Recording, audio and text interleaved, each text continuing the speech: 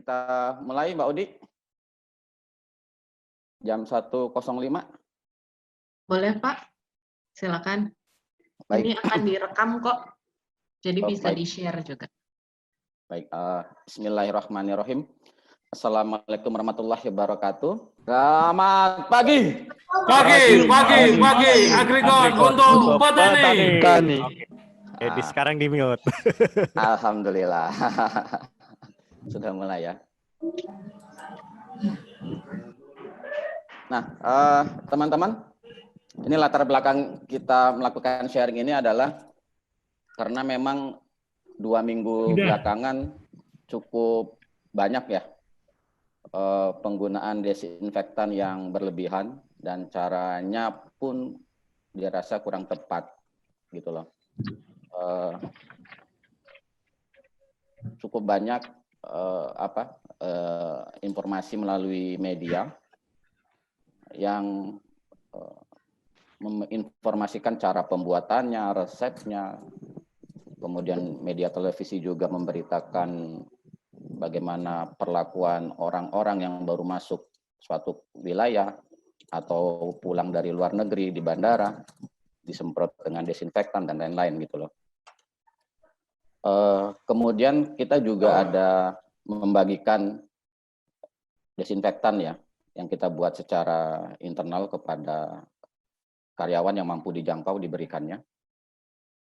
Dikhawatirkan cara penggunaannya dan lain-lain ini tidak tepat, sehingga Om Hairul dalam hal ini berinisiatif untuk yang menugaskan saya untuk membuat satu panduan apa yang boleh dilakukan dan apa yang tidak boleh dilakukan terhadap disinfektan. Karena sesungguhnya disinfektan maupun hand sanitizer itu adalah bahan yang berbahaya.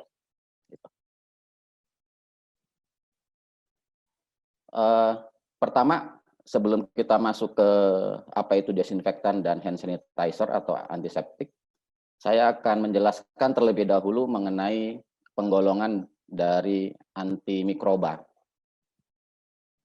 Kita mengenal ada beberapa golongan untuk antimikroba. Yang pertama itu ada antibiotik, kemudian ada antiseptik, dan ada disinfektan. Ini semua digunakan untuk mengendalikan mikroba. Itu baik yang ada di tubuh manusia.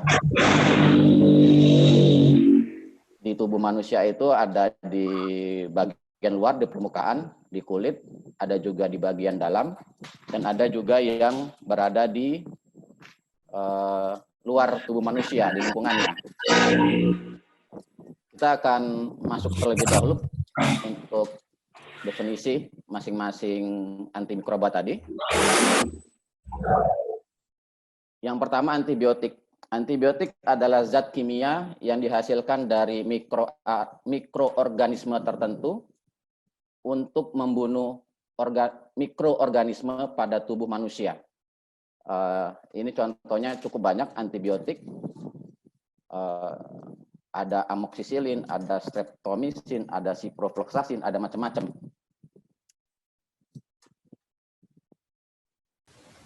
Sorry, saya belum share ya screen-nya ya.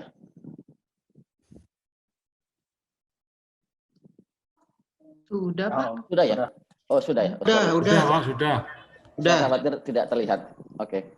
Nah, antibiotik ini pertama kali ditemukan jenis penisilin ya. Bisa digunakan untuk bagian dalam dengan cara penggunaannya ditelan. Bisa digunakan untuk di bagian luar tubuh manusia. Jadi dioles untuk obat semacam salep atau sebagai obat tetes mata gitu kan. Itu untuk bagian luar tubuh manusia. Bedanya dengan disinfektan dan antiseptik, antibiotik ini khusus diperuntukkan kepada makhluk hidup. Jadi bisa digunakan kepada manusia, bisa digunakan kepada hewan peliharaan, dan hewan-hewan yang lainnya. Ada beberapa hal penting ya yang perlu diperhatikan terhadap antibiotik ini. Yang pertama, antibiotik ini hanya bisa membunuh bakteri, bukan virus, karena virus tidak bisa dikendalikan oleh antibiotik. Kemudian ada satu lagi yang tidak bisa dikendalikan antibiotik adalah bakteri yang dalam bentuk spora. Kemudian antibiotik ini tidak berguna untuk penyakit tadi ya yang diakibatkan oleh virus atau seperti flu ya, sudah dijabarkan. Selanjutnya, tiap jenis antibiotik itu memiliki efek yang berbeda. Karena itulah hanya dokter yang berhak memberikan resep sesuai dengan kebutuhan penanganan terhadap pasien. Jadi antibiotik untuk penyakit saluran pernafasan atas paling umum itu digunakan jenis amoxicillin, itu berbeda dengan antibiotik yang digunakan pada saat kita terkena penyakit saluran pencernaan. Biasanya untuk saluran pencernaan itu menggunakan jenis kelompok dari chloramphenicol. Berbeda pula kalau misalnya antibiotik yang digunakan untuk infeksi pada kulit ya. Jadi sangat tidak disarankan orang berinisiatif sendiri membeli antibiotik ke apotek sesuai dengan identifikasi yang dilakukan. Sebetulnya antibiotik ini termasuk obat golongan daftar obat G, yaitu obat keras.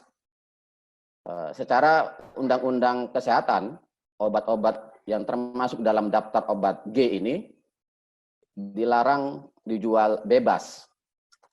Namun terkadang ada 1-2 apotek yang dengan alasan tertentu mungkin masih mengizinkan menjual antibiotik ini kepada seseorang tanpa menggunakan resep.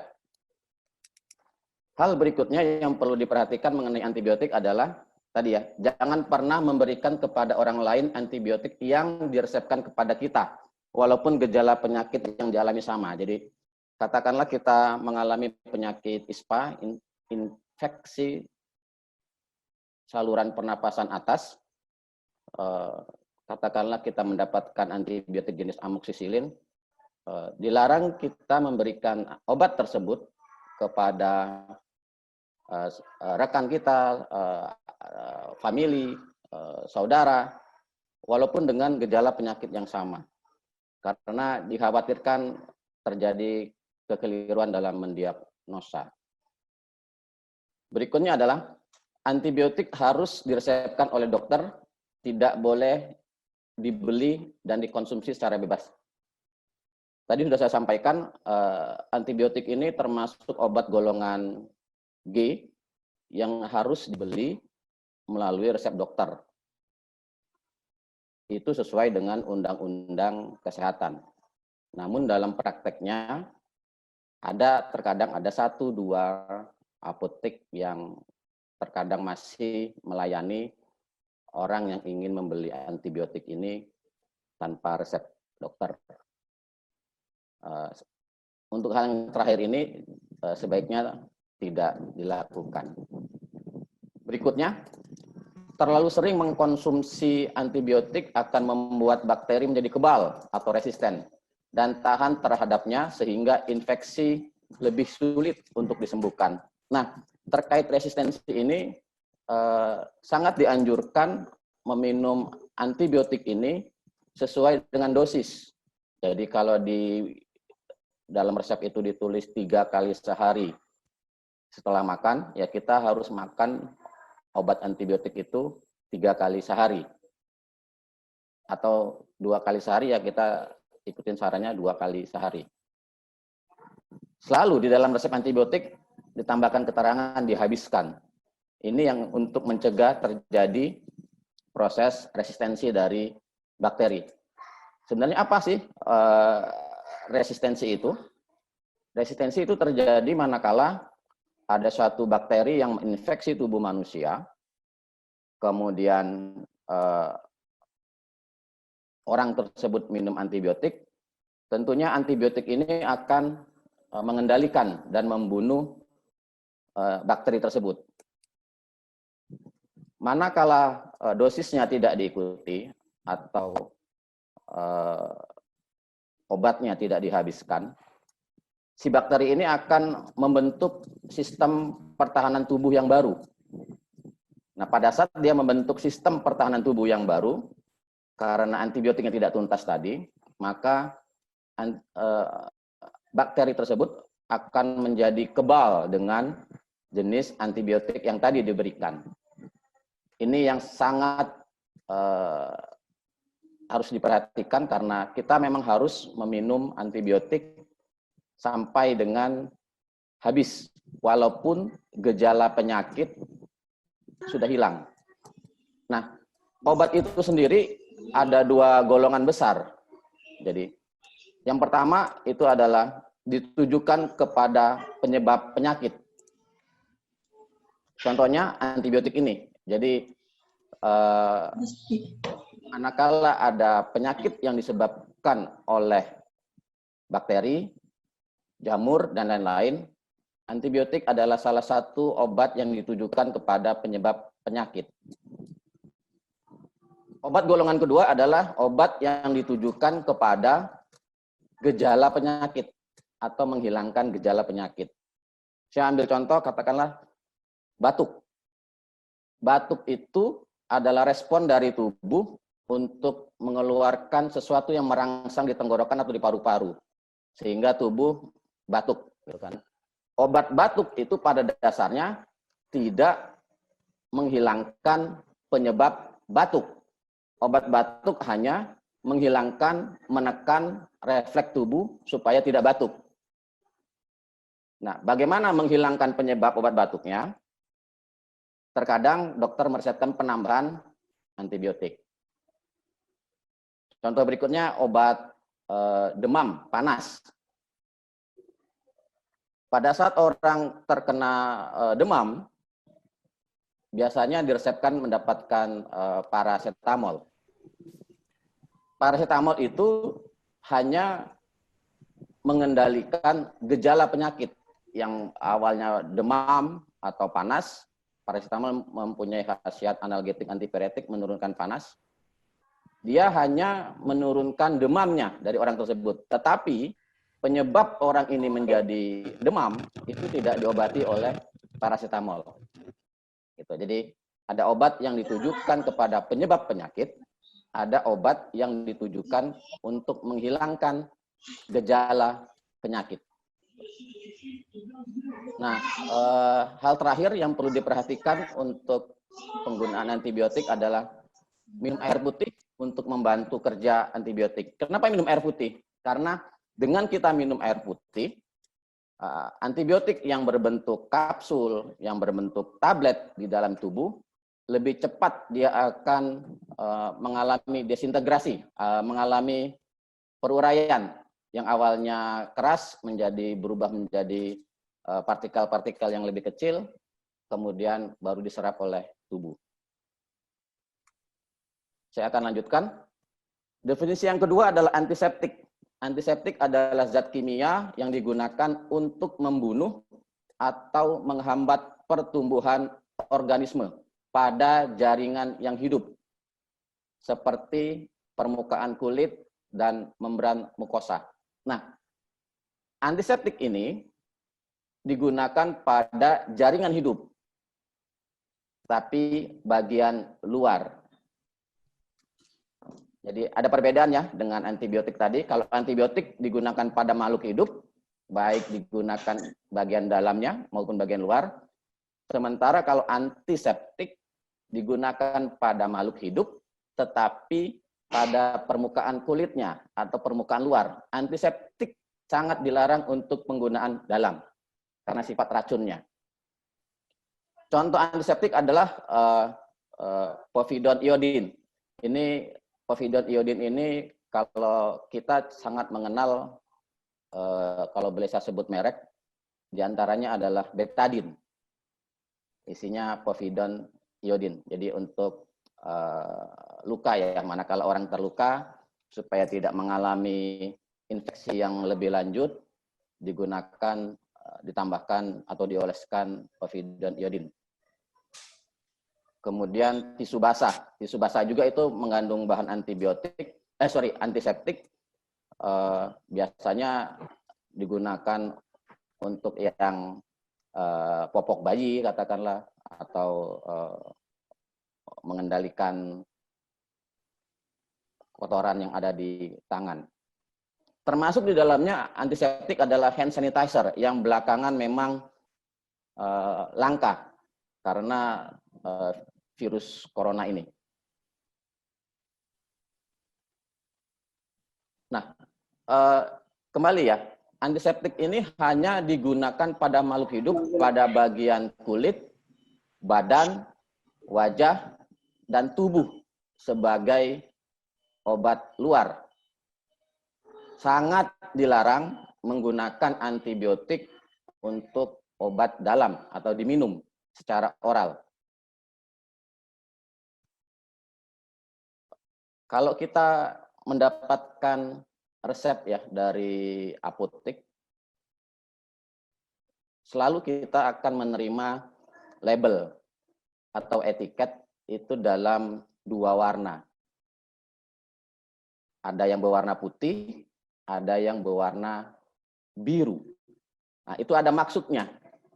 Untuk obat yang digunakan sebagai obat dalam atau oral diminum, itu selalu petunjuknya menggunakan label yang berwarna putih. Sementara obat yang dipergunakan untuk obat luar, pasti dia akan menggunakan etiket atau petunjuk yang berwarna biru. Jadi untuk obat salep, obat oles, obat tetes mata, termasuk di dalamnya obat kumur ya, biasanya dari dokter gigi, misalnya habis operasi gigi atau cabut gigi, diberikan obat kumur, itu adalah obat luar yang dilarang ditelan. Jadi etiketnya atau labelnya selalu berwarna biru. Gitu. Nah, antiseptik adalah salah satu obat yang digunakan di bagian tubuh luar untuk kulit, badan, wajah, tubuh. Bisa berupa hand sanitizer, obat kumur,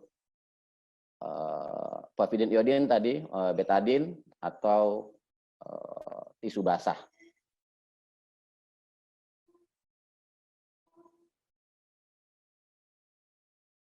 Yang perlu diperhatikan dalam antiseptik adalah yang pertama, cara penggunaannya harus benar, karena antiseptik itu sangat berbahaya jika diminum.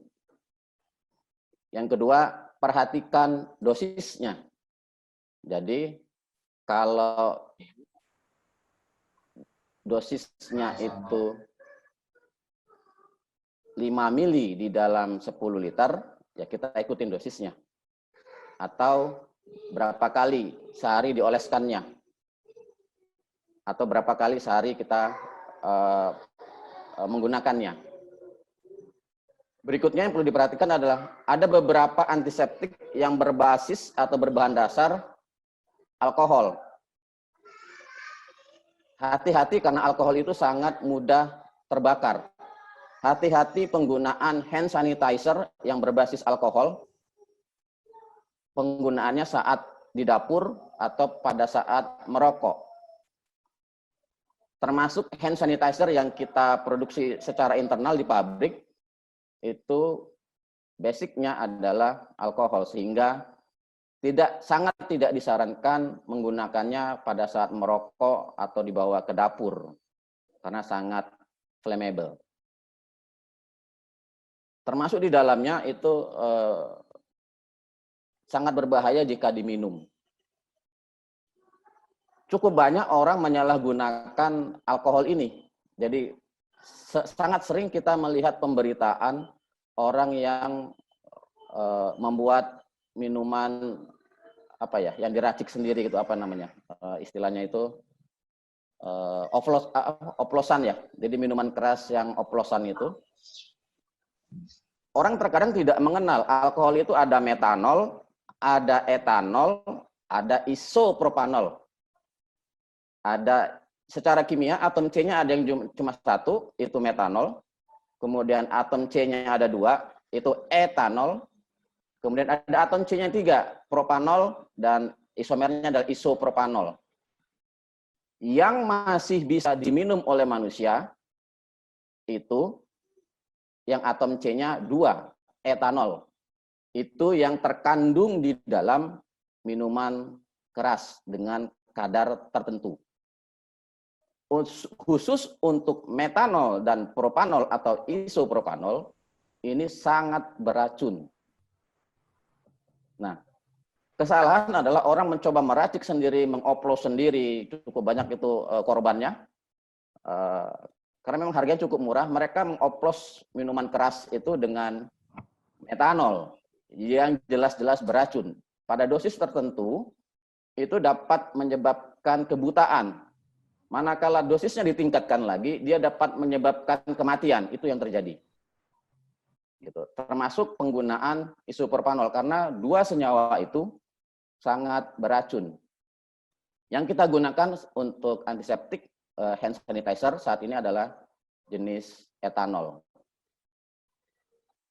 Berikutnya, nomor 4 adalah dapat mengiritasi mata, pernapasan, dan kulit yang sensitif. Jadi bagian tubuh kita ini ada beberapa yang sensitif. Jadi kalau tangan dan kaki itu termasuk bagian yang selalu kontak dengan udara, sehingga tangan dan kaki itu memiliki sensitivitas yang lebih kecil, lebih tidak sensitif. Tapi kalau bagian perut, bagian paha, bagian dalam, itu dia sangat sensitif. Jadi sebaiknya tidak mengoleskan hand sanitizer atau antiseptik ke area itu, kecuali memang diresepkan ya. Kalau misalnya terjadi luka, baru boleh dioleskan di area tersebut.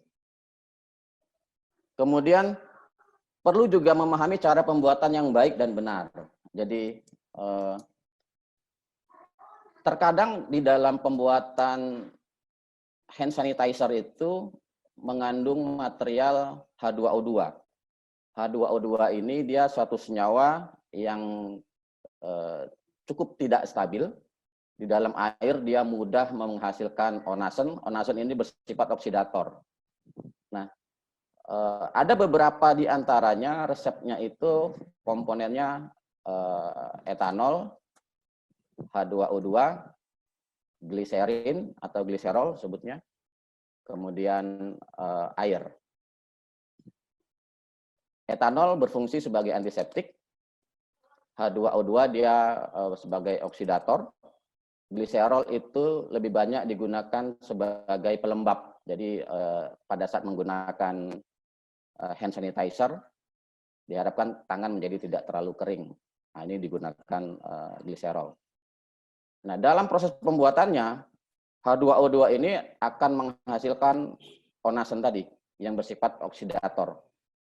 Nah, sifat oksidatornya ini harus didiamkan dulu, dihilangkan. Beberapa petunjuk memberitahu setelah proses pembuatan harus didiamkan setidak-tidaknya 3 hari. Maksudnya apa? Supaya aktivitas dari H2O2 yang sebagai bahan bakunya tadi hilang selama 3 hari pembuatan itu. Sehingga pada saat digunakan, itu tidak menghasilkan radikal bebas yang tentunya pada ujungnya dapat bersifat karsinogen. Berikutnya nomor 6 adalah perhatikan cara penyimpanan dan jauh dari jangkauan anak-anak. Ya, kembali jangan sampai ini dijangkau oleh anak-anak, dimainin, apalagi sampai diminum oleh anak-anak, karena ini bahan sangat berbahaya. dan untuk penggunaan luar, bukan untuk diminum.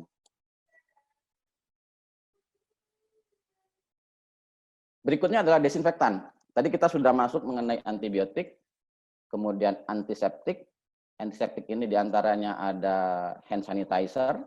Sekarang kita akan masuk mengenai desinfektan. Desinfektan adalah substansi kimia yang dipakai untuk mencegah pertumbuhan mikroorganisme dengan menghalanginya atau merusaknya dan biasa digunakan pada benda-benda mati. Nah, ini perbedaannya, desinfektan tidak digunakan pada tubuh manusia. Desinfektan hanya digunakan pada benda-benda mati. Kalau antibiotik tadi digunakan pada tubuh manusia, ada yang ditelan melalui oral, ada yang dioleskan di tubuh. Antiseptik digunakan pada tubuh manusia, tetapi hanya bagian luar. Desinfektan bukan pada tubuh manusia, bukan pada makhluk hidup, tetapi kepada benda-benda mati yang berada di sekitar manusia.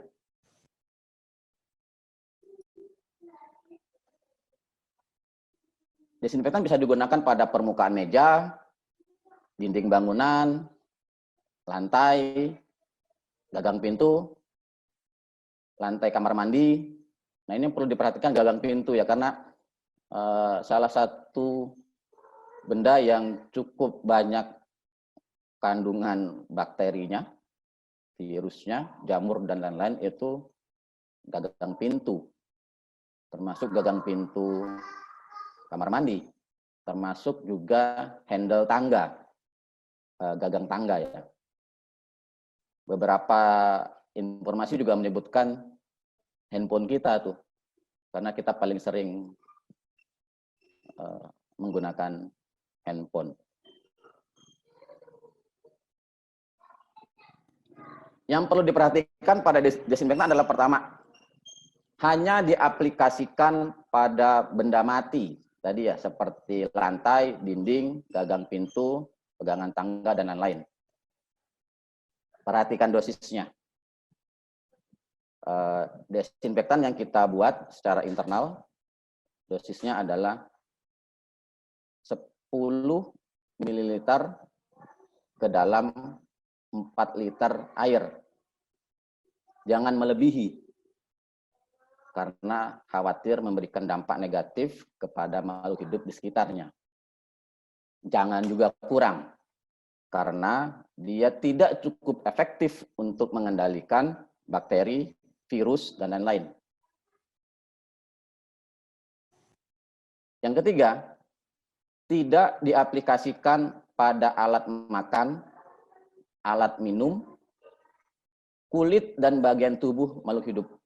Jadi, jangan kita semprot nanti itu di alat makan, atau hati-hati pada saat penggunaan di ruang makan ya, atau hati-hati saat penggunaan di kamar mandi, katakanlah mungkin di situ ada alat kesehatan ya, seperti sikat gigi dan lain-lain. Jadi hati-hati pada saat menggunakan desinfektan ini untuk alat makan, alat minum, dan pada kulit manusia. Berikutnya adalah desinfektan yang berbasis hipoklorit, klorin, dan H2O2 adalah bersifat oksidator kuat. Ketiga bahan ini sangat korosif sehingga bisa merusak peralatan yang terbuat dari logam. Bisa cepat karatan. Kemudian karena dia adalah oksidator kuat, penggunaannya itu dapat menghasilkan radikal bebas yang dapat memicu karsinogen.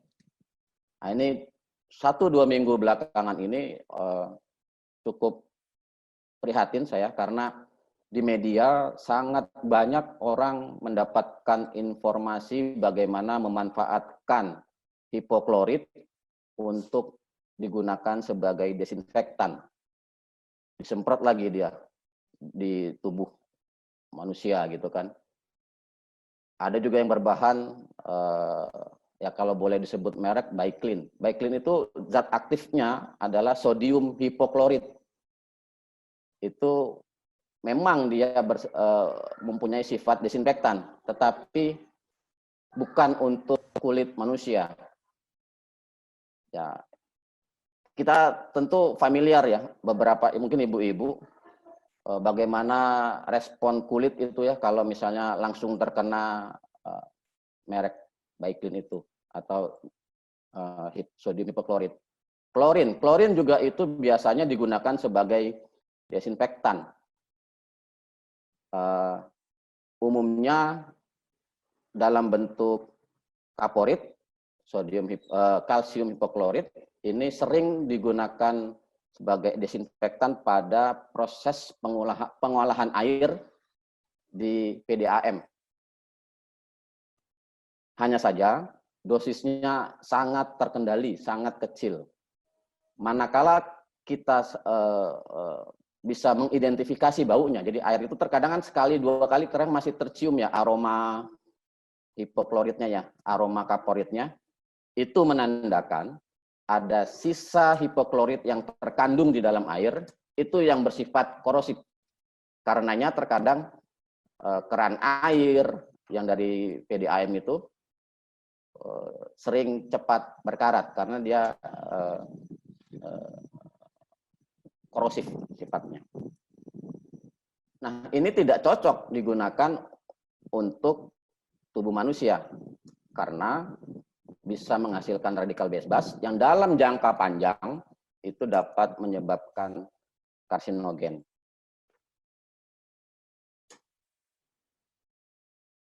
Berikutnya yang perlu diperhatikan adalah beracun, toksik dia. Desinfektan itu beracun. Jangan coba-coba ditelan. Banyak orang yang mencoba bunuh diri karena dia putus asa untuk menelan racun ini, gitu loh. Ada bentuknya dalam bentuk obat pel itu ya. Untuk pel lantai itu ada beberapa orang yang putus asa mencoba meminumnya. Kemudian dapat mengiritasi mata, hidung, dan tenggorokan. Khusus desinfektan yang berbasis alkohol atau volatil material, ini harus diperhatikan cara penggunaannya. Karena begitu dia dibuka dari tutupnya, atau diencerkan dengan air, karena sifatnya ini volatil, dia akan mudah menguap. Jadi begitu dia digunakan, harus cepat diaplikasikan. Kalau sudah diencerkan dengan air, kemudian kita simpan, khawatir dia menguap, sehingga efek untuk membunuh bakterinya menjadi sangat kecil atau hilang sama sekali. Terakhir adalah perhatikan cara penyimpanan dan hindarkan dari jangkauan anak-anak. Nah, untuk desinfektan yang kita produksi, untuk kebutuhan internal, itu kita tidak berbasis pada hipoklorit, tidak mengandung hipoklorit, tidak mengandung klorin juga. Dan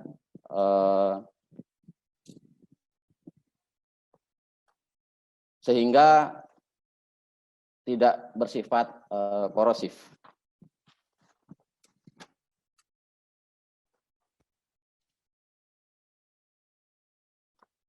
Saya coba buatkan petunjuk penggunaannya untuk desinfektan yang kita produksi secara internal. Yang pertama, ruang lingkup. Jadi ini hanya ditujukan pada desinfektan yang dijual oleh Koperasi Karyawan Sumber Sejahtera. Dan prosedur ini tidak applicable untuk desinfektan dari jenis lain ataupun merek yang lain. Kemudian alat dan bahan, alatnya adalah gelas ukur. Bisa digunakan, itu saya ambil contoh, tutup obat sirup ya, obat batuk kah segala macam. Obat tutupnya terkadang sekarang sudah dilengkapi dengan alat gelas ukur. Bisa dipakai untuk menakar dosis, itu ada 5 mili, 10 mili, 15 mili. Kemudian alat semprot itu bisa digunakan sprayer PB16 atau alat semprot yang lainnya. gunakan juga sarung tangan dan masker. Jadi saat membuat larutan disinfektannya, gunakan sarung tangan dan gunakan juga masker. Bahannya hanya air dan desinfektan. Cara kerjanya adalah yang pertama pembuatan larutan desinfektan. Gunakan sarung tangan dan masker. Kemudian untuk penyemprotan di dalam rumah, halaman, dan sekitarnya, kita bisa encerkan 10 ml desinfektan ke dalam 4 liter air. Atau cukup 5 mili saja desinfektannya ke dalam 2 liter air. Kalau rumah saya karena kecil cukup 2 liter saja, jadi saya hanya menggunakan 5 mili.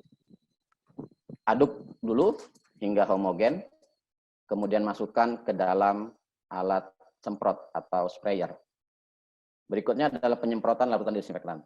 Yang pertama, gunakan sarung tangan dan masker.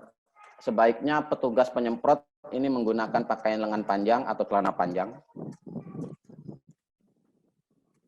Atau lebih baik juga pakai jas hujan yang tipis itu, yang dijual ada di pinggir-pinggir jalan itu juga bagus. Bisa untuk mencegah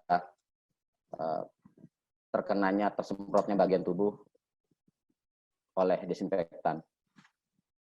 Kemudian semprotkan pada lantai, dinding, handle pintu, halaman secara merata. Yang perlu diperhatikan adalah penyemprotan ini bergerak mundur ya, jangan maju. Karena kalau kita maju saat nyemprot,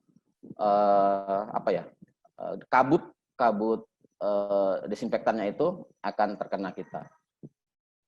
Setelah disemprot, diamkan 5-10 menit. Kemudian kalau di dalam rumah, setelah 5-10 menit, rumahnya bisa dipel atau dibersihkan bagian handle pintunya atau handle tangganya.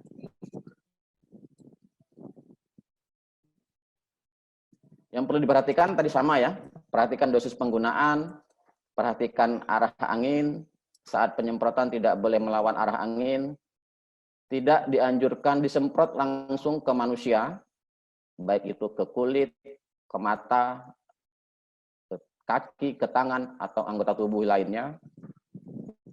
Jika terkena mata, bilas dengan air yang mengalir. Hanya disemprotkan pada benda mati, seperti lantai, kamar mandi, dinding, handle pintu, tangga, kandang hewan, dan lain-lain. Selanjutnya, tidak disemprotkan pada alat makan, alat minum, alat masak, maupun makanan dan minuman.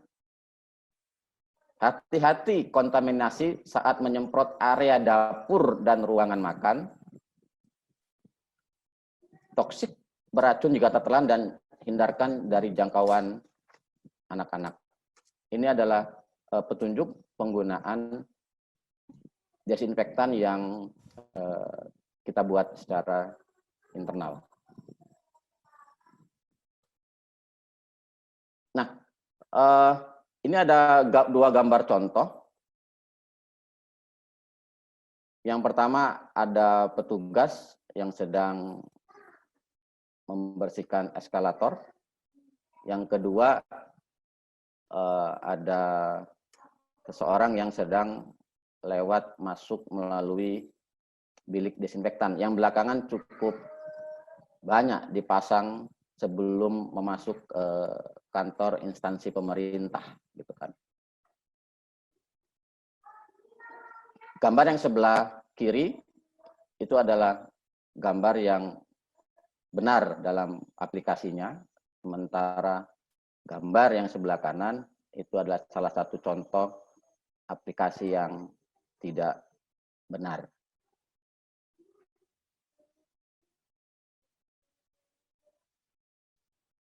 WHO sendiri di dalam akun Twitternya itu sudah menyarankan bahwa tidak disarankan menggunakan desinfektan pada badan seseorang. Jadi penggunaan bilik desinfektan itu sendiri belakangan sudah dilarang oleh WHO. Kemenkes juga beberapa hari yang lalu membuat larangan menyemprotkan desinfektan ya di bilik sterilisasi, terutama ini menggunakan bahan yang berbasis hipoklorit. Yang tadi dia sangat korosif dan bisa berakibat jangka panjangnya penggunaannya ini bisa menimbulkan karsinogen, kanker kulit ya. Apalagi dilengkapi dengan sinar UV ya. Karena memang sinar UV itu bisa mematikan bakteri-bakteri tertentu. Ini adalah salah satu ketua tim pakar gugus tugas BNPB ya untuk penanganan COVID-19. Sebetulnya ini ada, dia menjelaskan bahwa tidak merekomendasikan penggunaan desinfektan itu disemprot ke dalam pada tubuh manusia. Saya nggak bisa putarkan ini karena kalau saya putar ternyata butuh bandwidth yang besar sehingga tidak berjalan dengan baik gitu kan. Sudah saya coba ternyata tidak bisa berjalan dengan baik.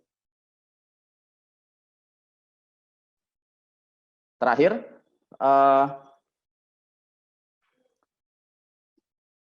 belakangan cukup sulit ya kita menemukan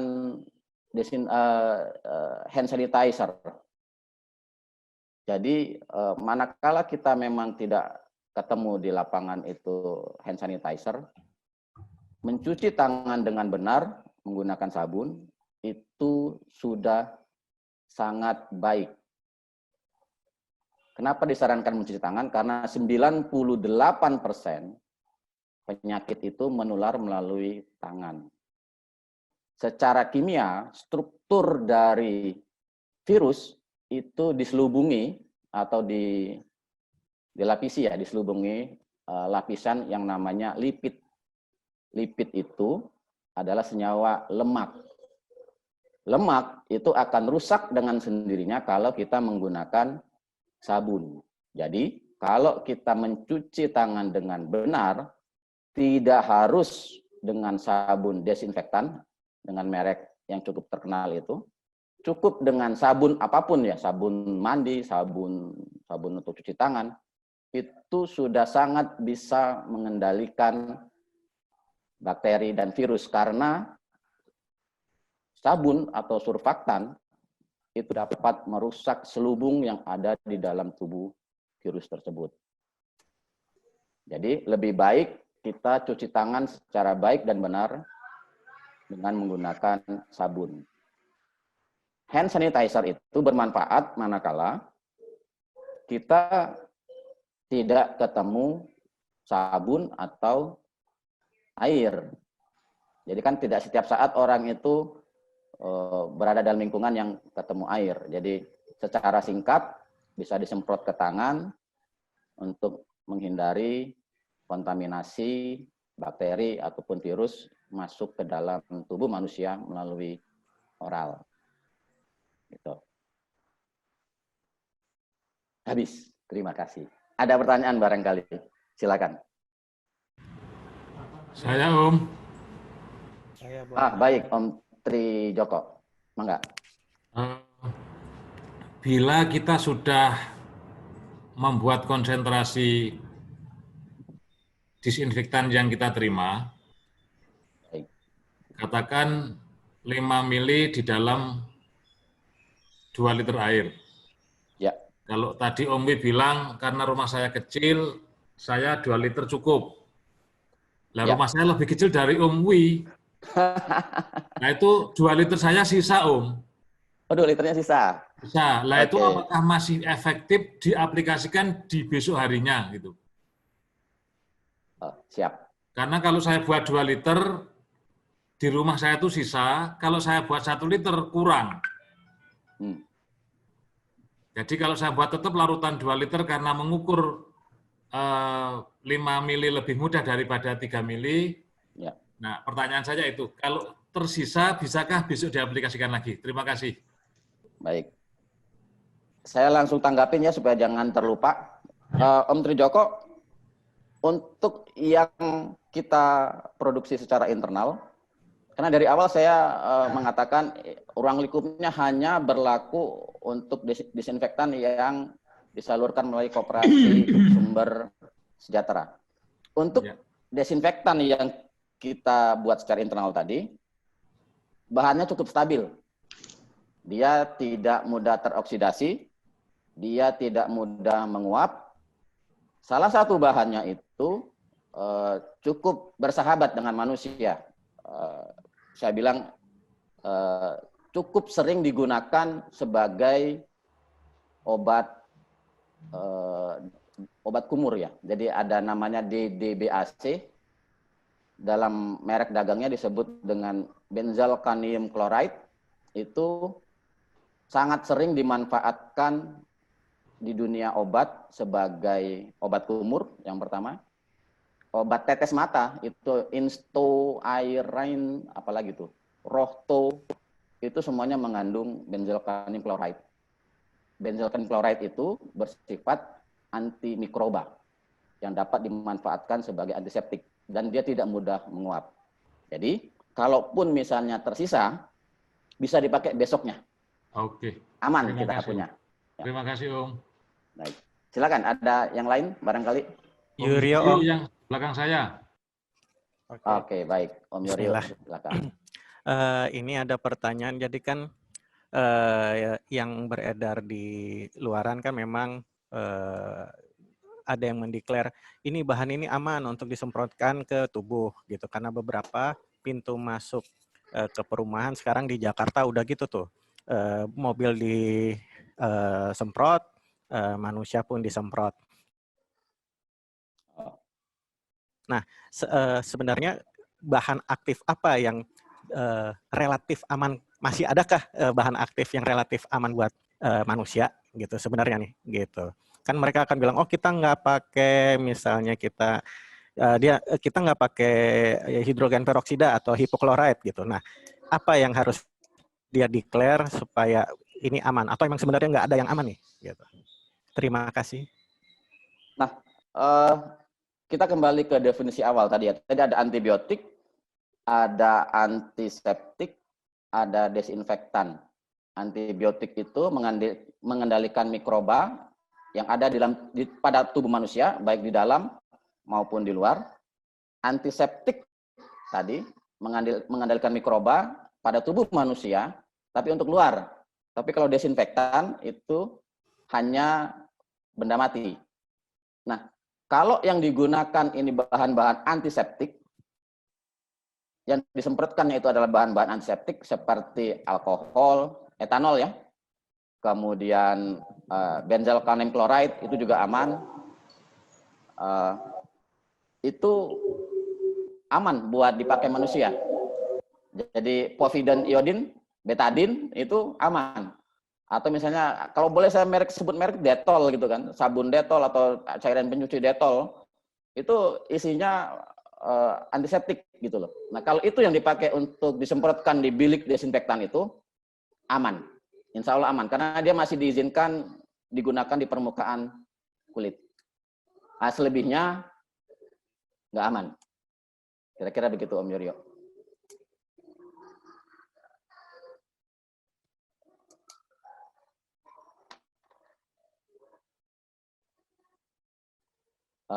Cukup Om Yurio bisa menjawab pertanyaannya?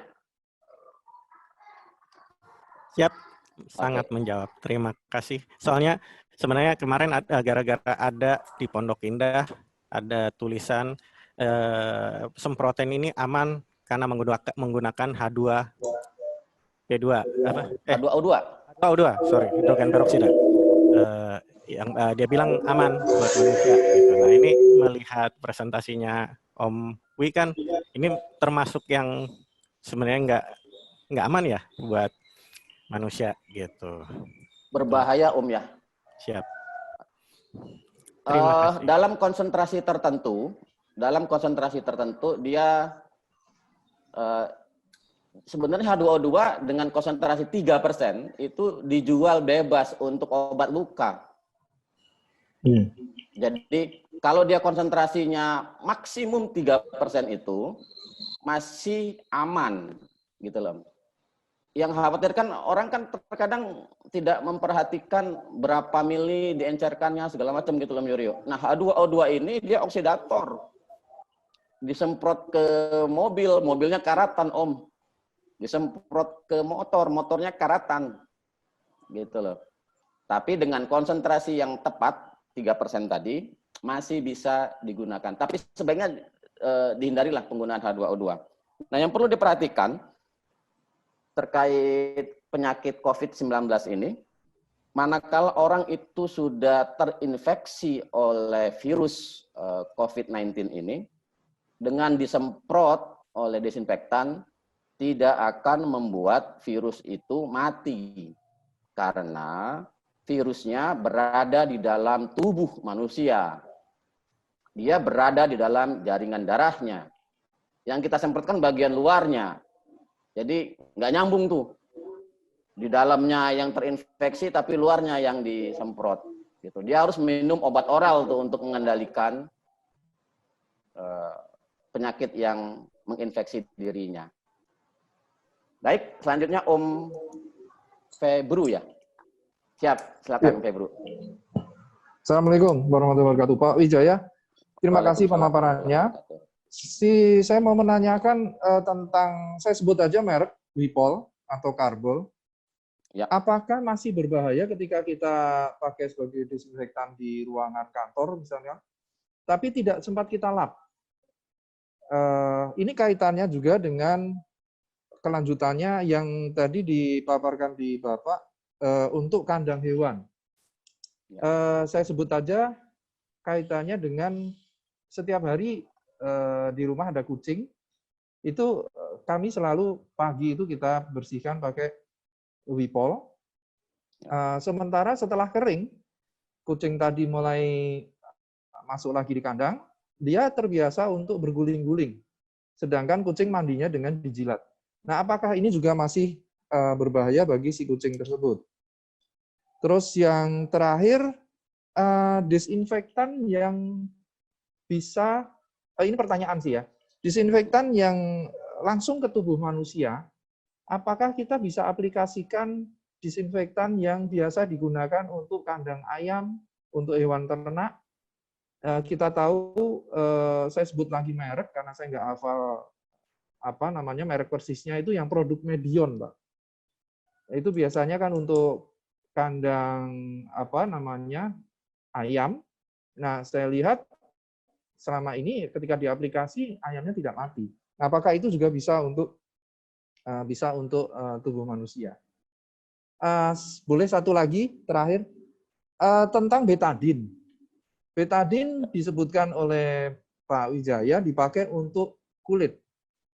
Sementara ada juga betadin yang kita pakai untuk kumur dan mohon maaf untuk kewanitaan segala. Vaginal, nah, apakah kita tahu khususnya di kumur dan di kewanitaan itu tentu bisa bereaksi masuk ke dalam peredaran darah kita. Apakah itu juga bisa berbahaya? Terima kasih, Pak Wijaya. Baik, terima kasih Om Febru. Nah, terkait dengan yang pertama pertanyaannya penggunaan Wipol atau Karbol ya mungkin ya. Nah, bahan aktif dari kedua senyawa ini persenyawaan fenol. Persenyawaan fenol ini memang punya sifat, punya khasiat untuk mengendalikan mikroba. Nah, ini hanya untuk penggunaan obat luar saja. Jadi setelah diaplikasikan ke dalam ruang kantor, katakanlah atau di rumah, di lantai gitu, paling sering kita pakai di lantai gitu, dia tidak berbahaya. Sepanjang hanya digunakan di lantai, tidak untuk diminum, tidak untuk dioles-oles ke badan gitu loh. Dan memang dia akan lebih efektif bekerjanya setelah diaplikasikan itu, dibiarkan dia kering. Nah, pada saat dia kering itu dia sudah bekerja dengan baik, sehingga kalaupun ada hewan yang berguling-guling segala macam di lantai, aman, insya Allah aman. gitu loh. Nah, bagaimana dengan pertanyaan kedua yang langsung masuk ke dalam tubuh? Medion dulu, medion, Pak. Oh, medion. Iya. Jadi mungkin bisa saya sampaikan, desinfektan itu juga bisa diaplikasikan ke kandang hewan. Katakanlah unggas ya, burung, ayam, telur. Desinfektan sangat bisa diaplikasikan dengan tadi ya, ke kandang hewan tadi. Dengan dosis yang berbeda untuk penggunaan lantai, untuk penggunaan di kamar mandi, itu beda dosisnya. Umumnya untuk digunakan di kandang hewan, dosisnya sedikit lebih tinggi. Karena biasanya virusnya jauh atau bakterinya jauh lebih banyak. Gitu loh. Kalau dengan dosis yang digunakan pada rumah, katakanlah, belum cukup untuk mengendalikan bakteri yang ada di dalam kandang hewan. Jadi desinfektan memang bisa digunakan untuk kandang hewan. Gitu. Bagaimana dengan tadi satu lagi ya, betadin untuk obat kumur dan organ kewanitaan. Obat kumur, organ kewanitaan, salep itu tergolong obat luar, Om. Jadi petunjuknya selalu ada kalimat hanya untuk dikumur, tidak untuk ditelan. Jadi bagian memang sulit ya, saya sendiri kalau menggunakan itu terkadang masih ada rasa-rasanya masuk gitu kan. Yaitu bagian yang memang tidak mungkin kita hindari, tetapi sengaja menelan obat kumur bermasalah. Sengaja menggunakan tadi obat betadin untuk yang kewanitaan ditelan gitu kan, bermasalah, tidak boleh. Organ kewanitaan itu termasuk penggunaan bagian luar, gitulah. Dalam itu gini Om, kita bayangkan misalnya menelan tablet ya, oral ya, tablet ditelan, masuk melalui kerongkongan, kemudian terus ke lambung. Di lambung dia akan dicerna, begitu dicerna dia akan aktif tuh obatnya. Baru dia efek farmakologisnya akan bekerja. Gitu loh. Itu obat dalam ditelan gitu loh. Tapi kalau dia hanya di permukaan mata, permukaan telinga, mulut, tangan, kaki, itu termasuk luar. Nah, kalau kita perhatikan resep-resepnya pasti dia etiketnya, labelnya berwarna biru. Gitu Om Febru. Siap, terima kasih. Assalamualaikum. Silakan berikutnya siapa ya? Pak Sofyan ya? Iya Pak, Sofyan. saya. Oh ya, silakan Pak Beneran? Sofyan. Cek. Ada Ya. suaranya? Silakan, masuk. Itu saya di rumah ada toko toko kelontong ya. Pertanyaannya seberapa sering saya mengaplikasikan disinfektan ini? Ada jangka waktunya nggak sih? Sehari sekali boleh? 3 hari atau seminggu sekali? Ya, udah itu aja. Oke, baik ya. Teman-teman, pada hakikatnya di luar tubuh manusia ini sebenarnya itu ada ribuan bahkan jutaan bakteri. Ada ribuan jutaan penyakit. Ada ribuan jutaan jamur yang tidak terlihat. Jadi kita tidak bisa membuat kita menjadi steril gitu kan. Selalu begitu kita keluar rumah pasti kita akan terkontaminasi dengan bakteri yang ada di luar, jamur yang ada di luar, virus yang ada di luar. Belakangan memang virus COVID-19 ini sangat ditakuti dan memang penyebarannya juga sangat cepat. Jadi khawatir di luar ini juga cukup banyak virus ini. Nah, berapa frekuensi aplikasinya? Itu secara literatur saya tidak memiliki angka yang tepat, tetapi kita bisa mengukur kira-kira kalau sudah kotor gitu kan, bisa kita aplikasikan lagi keluar. Apalagi tempat yang namanya sangat banyak dilalui oleh orang gitu kan. Tentunya tempat yang lebih sering dilalui oleh orang dibandingkan dengan rumah pribadi kita, tempat yang sering dilalui orang itu lebih berpotensi terkontaminasi oleh bakteri atau virus yang tidak terlihat. Tentunya sebaiknya harus lebih sering kita lakukan. Katakanlah kita ingin melakukan seminggu 2 kali, oke. Seminggu 3 kali, oke. Lebih sering lagi karena saking banyaknya, seminggu 4 kali juga nggak ada masalah. Secara literatur, saya belum membaca berapa sih frekuensi yang paling tepat untuk mengaplikasikan desinfektan. Saya belum tahu itu, Om. Tetapi semakin sering karena semakin banyaknya kita khawatir ada kontaminasi, itu nggak masalah. Itu kira-kira, Om Sofyan. Ya, makasih Om. Yang lainnya ada lagi? Berikutnya. Ya. Oh ya. Om Mandi ya. Ya. Ini apa?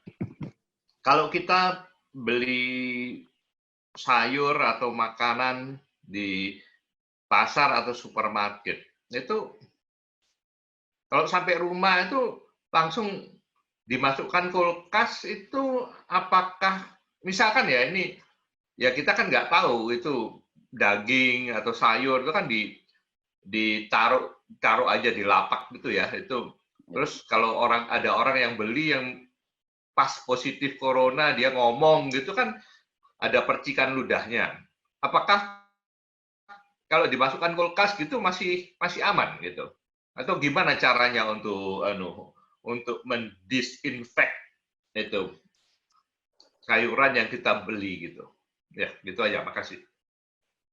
Baik.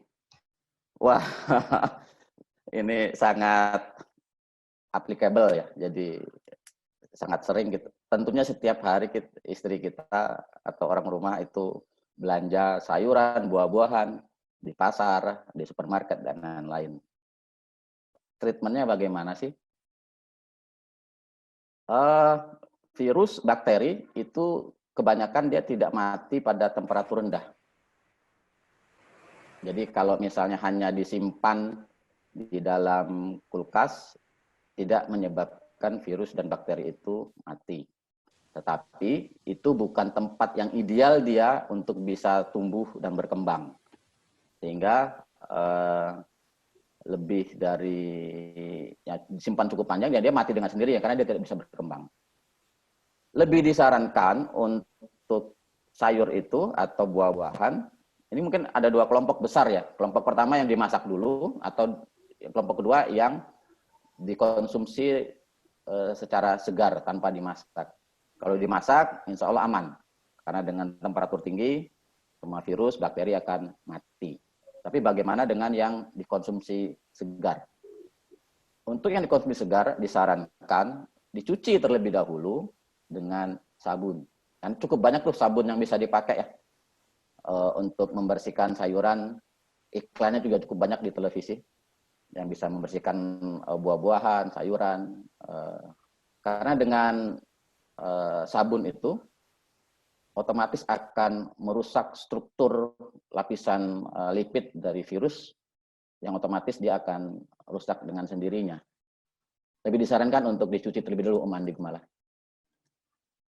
Begitu. Siap Pak, terima kasih. Ada lagi? Ade Om. Oh, silakan Om Ade. Oke, makasih Om. Mau tanya, tadi kan untuk yang berbahan hipoklorit dan H2O2 itu kan mempunyai sifat korosi yang tinggi Om ya. Nah, sementara kan tadi juga dibilang bahwa yang dibikin oleh pabrik itu adalah alkohol base ya kalau nggak salah ya. Dan hand sanitizer alkohol base ya. Untuk desinfektan bahannya alkohol bukan. juga? Bukan. Apakah bahan utamanya aman dari bukan bahan itu. ini? Bukan. Bahannya lebih aman dari ini Om? Apa gimana? Lebih aman dari hipoklorit dan H2O ini, H2O2 ini Om. Oke. Yang saya mau tanya sih gini Om sebenarnya. Untuk bahan yang dibuat oleh pabrik ini, untuk penggunaan kepada alat elektronik sendiri Om, tadi sempat disinggung juga Om, laptop, printer, dan atau sampai ke handphone sendiri, bagaimana Om itu untuk penggunaannya? Apakah ada merusak, korosi juga, atau seperti apa Om? Thank you Om, itu aja. Wah, ini pertanyaannya apa ya? Ya aplikasi juga ya. Jadi gini, bahan baku yang kita gunakan untuk jadi ada desinfektan, ada antiseptik. Antiseptik diantaranya adalah contohnya hand sanitizer. Bahannya itu ada yang bisa diaplikasikan sebagai hand sanitizer, ada juga bisa diaplikasikan untuk desinfektan. Nah, untuk hand sanitizer yang kita buat itu memang basicnya adalah etanol. Jadi dia flammable. Nah, untuk desinfektan yang kita buat secara internal, kita tidak berbahan, ada konten alkoholnya tetapi sangat kecil. Tapi yang berfungsi sebagai antimikrobanya itu ada dua bahan utama. Saya sebut salah satunya ada benzyl kalium chloride, yang satunya saya simpan karena mungkin lebih baik saya simpan saja gitu loh informasinya. Nah, kedua bahan ini dia tidak bersifat oksidator. Karena dia tidak bersifat sebagai oksidator, dia tidak menghasilkan radikal bebas. Karena dia tidak menghasilkan radikal bebas, sehingga peluang untuk bersifat menjadi karsinogen dalam penggunaan jangka panjang menjadi sangat kecil atau hampir tidak ada. Bagaimana dengan penggunaan di barang-barang elektronik? Nah, ini juga harus hati-hati. Kenapa? Karena kebanyakan barang-barang elektronik itu memiliki permukaan yang sensitif. Gitu loh. Jadi khawatir juga kalau dengan kita semprot dengan disinfektan, dia menjadi rusak permukaannya. Ya, jangan sampai, saya pikir televisi aja ya, kalau televisi kita semprot dengan air mungkin rusak kali ya. Apalagi dengan disinfektan gitu loh Om. Jadi hati-hati aplikasinya manakala disemprotkan ke alat-alat elektronik, karena bisa dikhawatirkan bisa merusak permukaannya. Gitu. Oke Om, thank you Om. Ya. Silakan, ada lagi barangkali?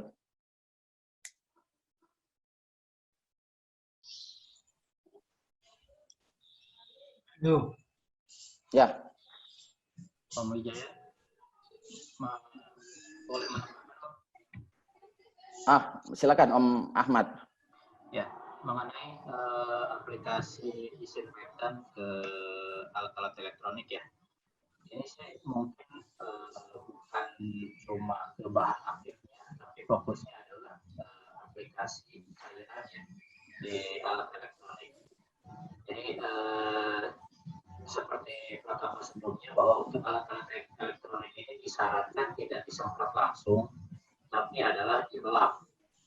Jadi supaya menghindari droplet cairan tersebut yang memungkinkan konslet dan sebagainya. Jadi untuk permukaan elektron misalnya dan lain sebagainya, disarankan misalnya kalau pakai alkohol 70% pun tidak langsung disemprotkan kepada alat elektronik, tapi disemprotkan kepada lap, dan lapnya itu yang digunakan untuk mengusap permukaan alat elektronik.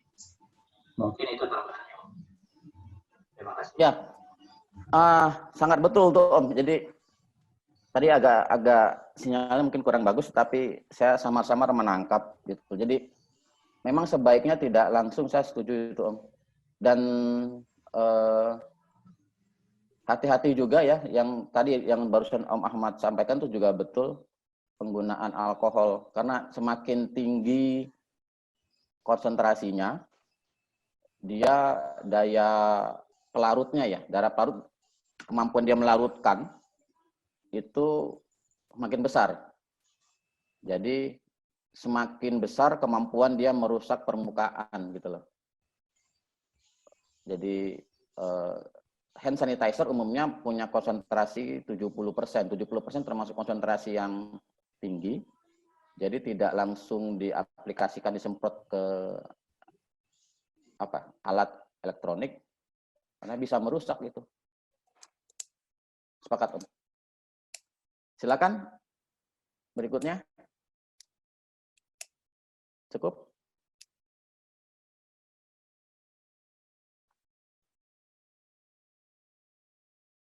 Silakan teman-teman, kalau misalnya masih ada yang mau bertanya. Ya, saya Om. Silakan Vivo 1612. Vivo. Halo, ada suara nggak ini Om? Ada suaranya. Ya, Vivo 1612. Oke, Om Wijaya. Oke, Hadi Maskun dari Samarinda. Oh, siap Om Hadi Maskun. Ya, Om Wijaya, gini, di beberapa daerah wilayah Kaltim pun kan itu ada yang zona merah. Ya. Dan mobil kami pun sering antar barang ke lokasi tersebut. Jadi karena saya kadang juga takut, dalam mobil itu kalau sudah sampai Samarinda kami semprot juga dengan disinfektan yang bahan aktif yang pemutih pakaian. Itu baunya juga agak kencang baunya. Cuman saya paksakan di dalam kabin pun kami semprot. Itu apakah juga berbahaya bau itu kalau kami juga di dalam mobil? Itu pertanyaan saya, apakah juga berbahaya buat saya sendiri dalam mobil kami semprot gitu, Om. Makasih. Ya, ini pertanyaannya bagus banget ya. Jadi setelah disemprot dengan bahan yang pemutih pakaian tadi, hipoklorit, gasnya kan terperangkap di dalam. Apakah berbahaya kalau kita hirup gasnya pada saat orang ada di dalam kabinnya? Berbahaya, Om. Untuk jangka panjang berbahaya. Sebaiknya jangan dipakai. Jadi terus kira-kira berapa lama ya Om supaya aman gitu? Artinya baunya hilang itu apa mesti harus saya lap lagi atau bagaimana gitu? Saran saya sebaiknya tidak lagi menggunakan desinfektan yang berbasis hipoklorit tadi, Om ya. Karena nanti tanpa Om akan melihat dampaknya ke fisiknya, ke kendaraan itu sendiri. Dia bisa gampang karatan, bisa gampang rusak permukaannya. Kedepannya lebih baik tidak digunakan, Om. Mungkin lebih efektif ya kalau misalnya sekali-sekali mobil dijemur lah gitu loh. Jadi panas-panasan sekali-sekali nggak apa-apa lah itu, daripada menggunakan yang berbasis hipoklorit. Karena itu untuk pemutih pakaian, Om. Pakaian kita aja kalau direndam warnanya hilang, kalau diterusin direndam itu lama-lama rapuh gitu, Om. Pakaian itu ambrol ya, apa bahasanya ya? Rapuh ya. Sekatnya itu gitu, Om. Jadi not recommended untuk digunakan di luar penggunaan gitu kan. Sebenarnya kan di botolnya udah jelas itu kan penggunaannya untuk apa gitu loh. Tidak applicable untuk yang lainnya. Sebaiknya jangan pakai, dan jangka panjang itu bisa memberikan pengaruh yang serius. Saat ini yes, karena baru sebentar terpaparnya. Tapi kalau dia sudah terpapar, terpajan terus-menerus, nah itu berbahaya, Om. Sebaiknya dihindari, Om Hadi Maskun ya. Oke, siap Om. Makasih banyak infonya. Pak Wijaya. Ya, silakan Pak. Iya Pak Wijaya, dengar Pak Wijaya. Iya, Pak Wijaya mau tanya itu seberapa efektif kalau penggunaan masker pas di jalan raya? Nah, yang pertama itu ya. Yang kedua ini Pak Wijaya. Halo? Ya, silakan. Ya. Kalau kita menyemprot pengganti desinfektan, kita pakainya yang bahan aktif iodin, berarti yang betadin. Kita semprotkan di lantai, di benda mati, dan di makhluk hidup. Apakah itu bisa efektif untuk mengendalikan virus itu. Gitu. Jadi disinfektannya sama itu pakainya yang ini, yang iodin, yang aman untuk di luar tubuh ataupun yang di lantai, yang itu pakainya yang iodin. Gimana Pak? Oke, baik Om Sodikin ya. Jadi ada dua pertanyaan. Yang pertama, bagaimana efektivitas penggunaan masker? Yang kedua, bagaimana aplikasi iodin jika digunakan, difungsikan sebagai bahan desinfektan? Nah, yang pertama, masker itu ada beberapa jenis ya, Om Sodikin. Belakangan pemerintah menggalakkan penggunaan masker kain. Kemudian ada juga masker medis yang biasanya ada berwarna lapisan hijaunya, itu ada lapisan anti airnya. Kemudian ada juga masker yang N95. N95 ini yang berwarna putih. Kemudian ada lagi masker untuk gas. Jadi kebetulan kalau di pabrik itu ada jenis masker yang untuk gas. Bagaimana efektivitasnya di jalan raya? Jadi sangat bergantung dengan partikel size, ukuran partikel yang ingin kita hindari. Kalau di jalan raya, karena paling banyak itu kita menjumpainya berupa debu, masker kain sudah cukup. Gitu. Apakah virus, bakteri itu bisa ditembus dengan masker kain? Masih bisa, Om. Tetapi orang yang menggunakan masker kain lebih terhindar dibanding yang tidak menggunakan masker. Gitu. Jadi karena sudah ada state bahwa virus corona ini airborne, artinya dia bisa ditularkan melalui udara, sebaiknya dan harus ya, rasanya sudah ada aturannya, kita keluar rumah gunakan masker. Walaupun tidak menjamin, tetapi itu lebih baik dibanding yang tidak pakai masker kalau di jalan. Nah, kalau N95, dia ukuran partikel size-nya itu 0,3 mikron. Lebih kecil lagi. 0,3 mikron. Gitu loh, Om. Jadi, sebetulnya dengan ukuran 0,3 mikron itu sendiri, untuk ukuran virus corona masih bisa tembus ya. Cuma kan peluangnya menjadi sangat kecil. Manakala orang yang menggunakan masker N95 itu untuk kebutuhan medis, peluangnya menjadi sangat kecil dibanding dengan yang tidak menggunakan. Yang tidak menggunakan jauh lebih berbahaya. Nah, kalau yang untuk gas, itu biasanya untuk mengendalikan bau. Dia lebih rapat lagi. Nah, itu teman-teman di pabrik menggunakan, ada masker N95 untuk produk-produk tertentu, dan untuk bahan-bahan tertentu yang memang harus kita hindari gasnya, baunya, itu maskernya masker gas, beda lagi.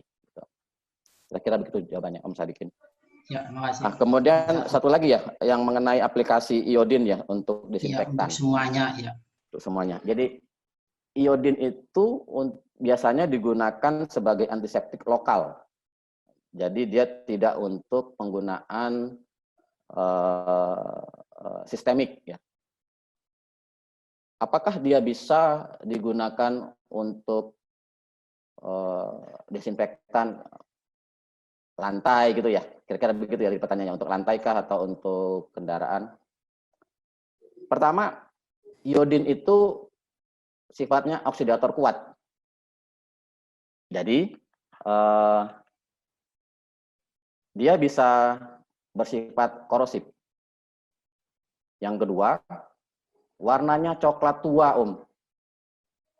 Jadi kalau dia sudah teraplikasikan, lantainya awalnya putih, itu begitu dioles sama iodin coklat dia, Om. Bisa dimarahin, Om.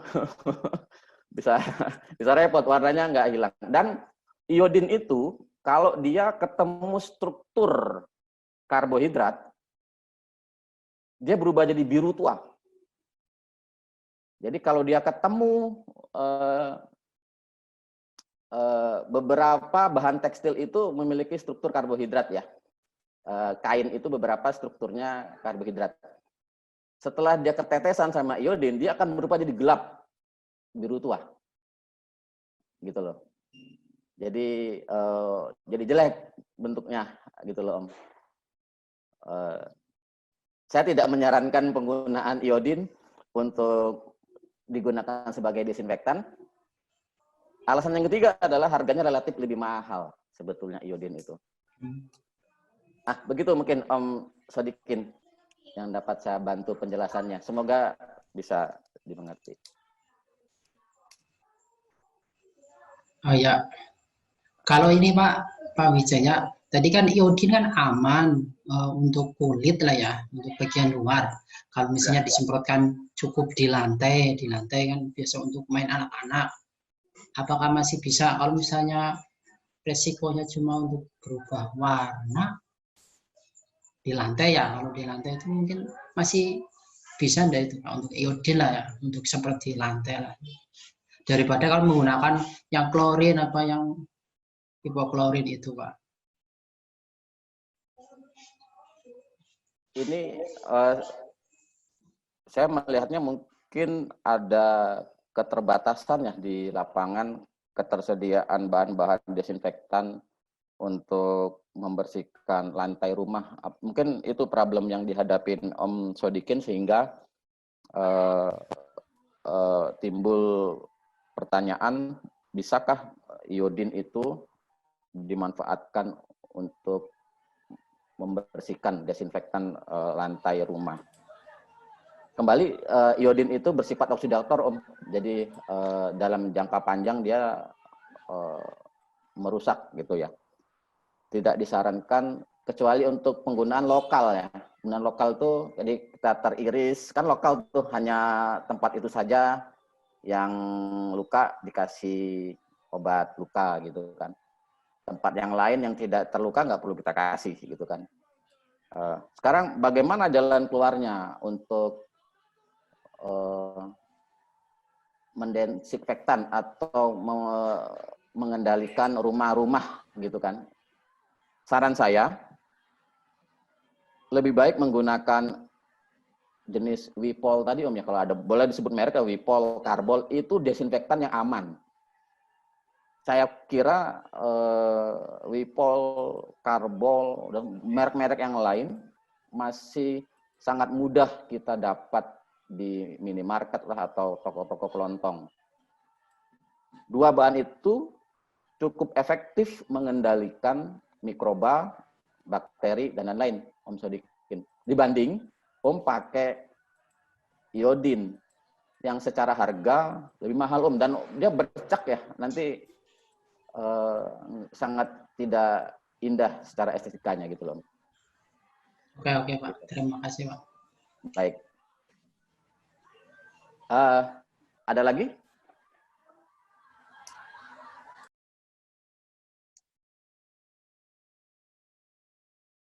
Berikutnya. Oke, silakan siapa yang mau bertanya.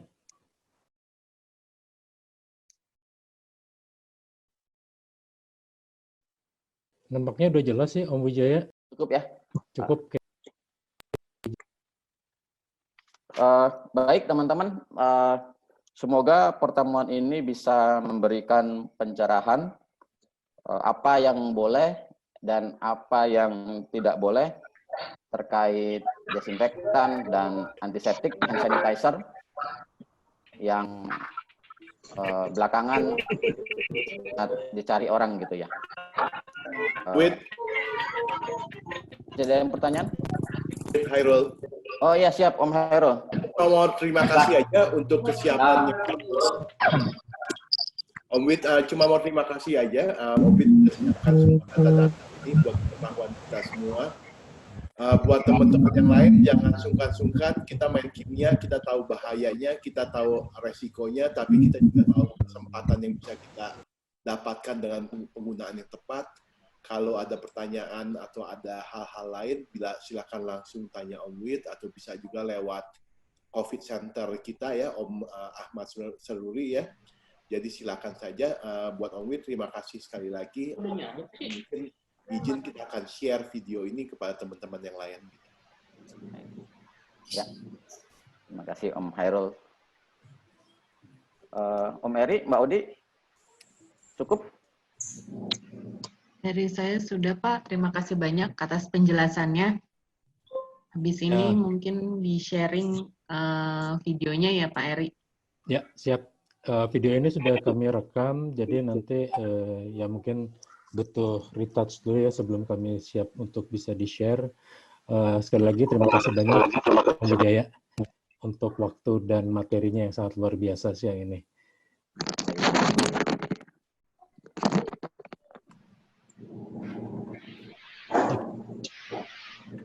Oke, baik. Jaya. Bisa. Pak. Oh, Jaya. Agung, Pak. Oh, Om Agung? Ya. Gimana, Om? Boleh nggak kami mendapatkan ini, Pak, materi presentasi Pak Wijaya, Pak? Oh, insya Allah saya soft copy-nya ya? Iya, betul, Pak. Insya Allah bisa. Nanti mekanismenya gimana ya? Saya kasih ke Odi ya, ke Odi aja. Nanti Odi yang akan sharing ke audiens yang membutuhkan. Terima kasih Pak Wijaya, terima kasih. Ya, siap, Pak.